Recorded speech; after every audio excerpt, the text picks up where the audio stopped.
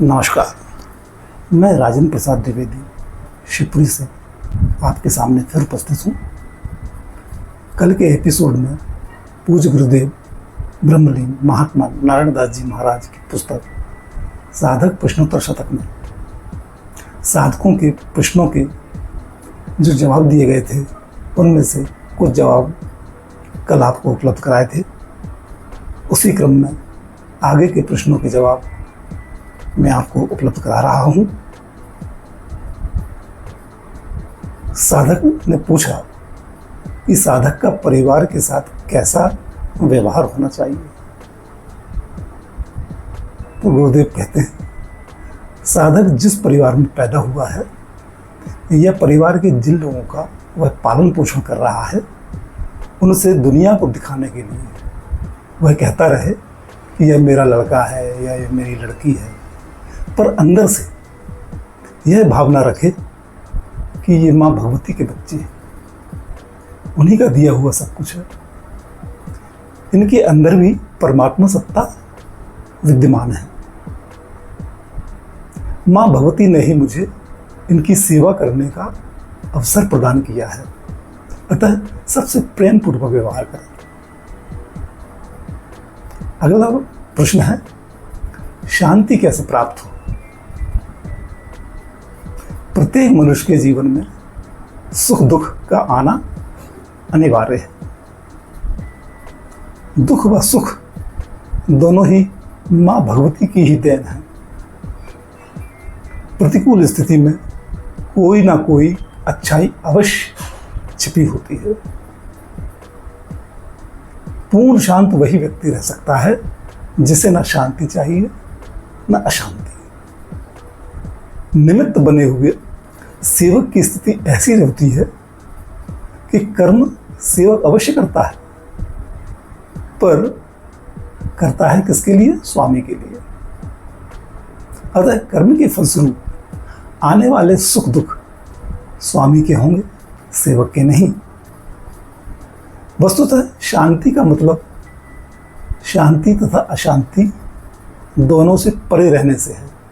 अगला प्रश्न है, मानव जीवन को सार्थक बनाने का लक्ष्य व उसे प्राप्त करने का उपाय क्या है। प्रत्येक मानव को अपना जीवन सार्थक बनाने के लिए साक्षी भाव में आना बहुत जरूरी है एवं उसे प्राप्त करने के लिए स्वयं को पूर्ण रूप से शक्ति के समर्पण कर देना जरूरी है। तभी वह भली प्रकार से जीवन यापन कर सकता है।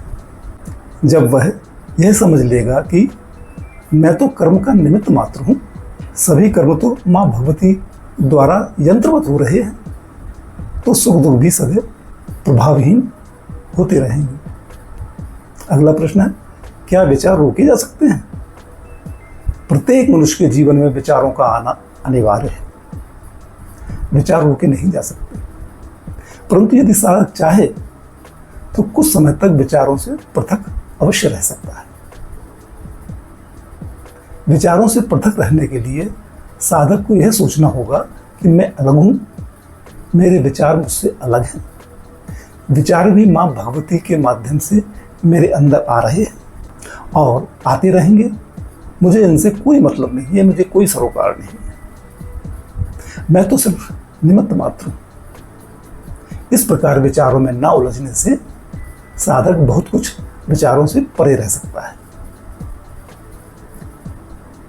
अगला प्रश्न है, व्यक्ति भगवान कहलाने का अधिकारी कैसे बन सकता है। व्यक्ति जब अपनी पारिवारिक सीमा के बाहर के व्यक्तियों को अपने पारिवारिक सदस्यों के समान सहायता पहुंचाने लगता है तो लोग उसे परोपकारी व्यक्ति कहने लगते हैं। जब व्यक्ति की परोपकारी वृत्ति की भावना और आगे बढ़ जाती है, यानी वह अपने मोहल्ले के लोगों की सहायता करने लगता है, फिर उसका सहायता करने का क्षेत्र ग्राम, शहर, देश तथा विश्व के प्राणियों के हित करने तक बढ़ जाता है, तब लोग उस व्यक्ति को भगवान का अवतारी महापुरुष कहने लगते हैं। इस प्रकार भगवान के समान आचरण करने से व्यक्ति भगवान कहलाने लगता है। अगला प्रश्न, क्या सिद्धियां साधक को बाधक होती हैं? सिद्धियां साधक को लक्ष्य से विचलित करने वाली होती हैं, लक्ष्य से भटका देती हैं, क्योंकि साधक के चमत्कारों से लोग प्रभावित होकर उसका अत्यधिक सम्मान करने लगते हैं।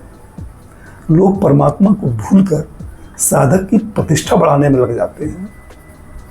साधक लक्ष्य से विचलित हो जाता है, उसका दबा हुआ अहंकार पुनः प्रबल हो जाता है। अतः सिद्धियां साधक की प्रगति में अहंकार बढ़ाकर बाधा उत्पन्न करती है। अब अगले एपिसोड में इसके आगे के प्रश्नों के जवाब आपको उपलब्ध कराएंगे। तब तक के लिए जय सिया राम।